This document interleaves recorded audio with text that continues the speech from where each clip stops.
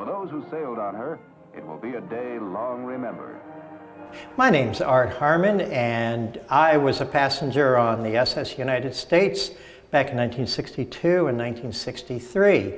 Our family traveled to England to live for a year, and my dad was working in England, so he saw the end of the steamship age coming with air travel, and he wanted us to have that experience. He had had that during World War II and so forth. And so we had a great old time. I was like 5.5 going over and 6.5 going back. My sister was a couple years older. My brother, unfortunately, was a little too young to really remember anything. But we remind him that we put him on a leash, basically, with a harness so we could walk around the aft deck and without any danger of him falling overboard. I'm not sure if he really appreciated it at the time, but he's probably glad that we did that. Remember, we took the train up from Washington and then took a cab to the ship. And so when I first saw the ship, as the cab's coming in, and here's this towering ship, rising over the pier and stuff, it's like, whoa, this is really incredible. So, then we board the ship, up the gangway and so forth, and then in, and it was kind of a different world. Here's this. To me, it looked ultra modern and just, sort of, gone to heaven or something. It was just a really wonderful place. We were cabin class, and I have fond memories of, the dining room. There was a particular smell to the bread that I rarely ever smell. I don't know what it was, whether what recipe they had, but it's rare to find that. But I would smell that when I'd go into the dining room. Then me and my sister were trying out, like each evening for dessert, they had different sorbets, and so we would try out a different one each time. But our sort of favorite place was the aft deck. That was cabin class space.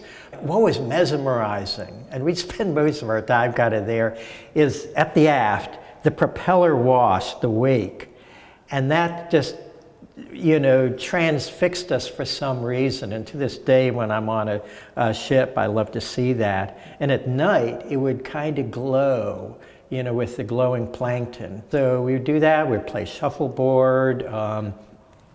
In cabin class, we were allowed to go to the theater. So I remember going up the stairs, and they had opened the gates for cabin class to go into first class spaces, and remember, the shop and so forth, and the theater. And I don't remember the movie, but I remember the experience.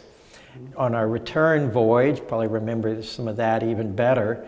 One of the things I remember was waking up on the last day when we were approaching New York, and there's a loud knock on the door, and there's ding dong chimes, and the guys knocking on each door saying, "New York, New York, New York."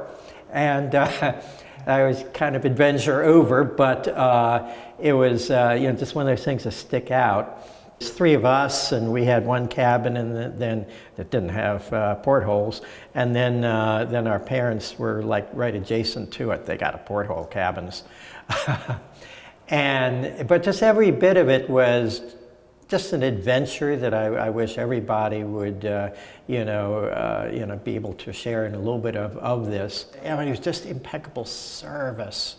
The ship was just so ultra modern and new and looking to me.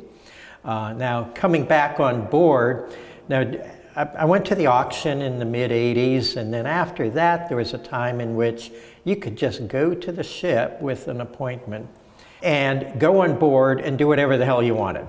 So I explored every inch of this ship. I mean, literally to the bottom of the hull, and little teeny spaces where you had to climb down ladders, and up to the top of the one of the forward stack. Then I went up in the crow's nest.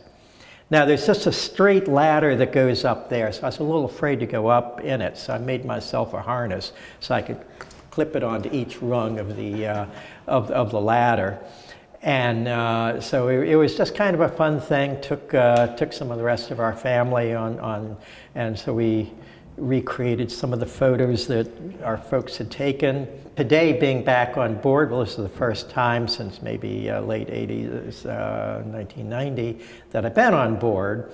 And so it's just kind of cool to be back on board, a little sad to see all the spaces gone, but as I think Susan Gibbs said, that this is actually a benefit for future use because everything had asbestos in it, and that would have turned off a lot of investors today. I'm looking forward to seeing what may be done with the ship and making it a museum, mixed-use space, and so forth.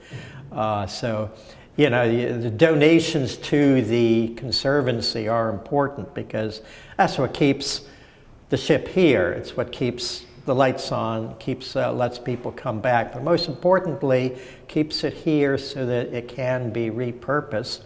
So we're all hoping that that goes through, and we'll see her maybe in New York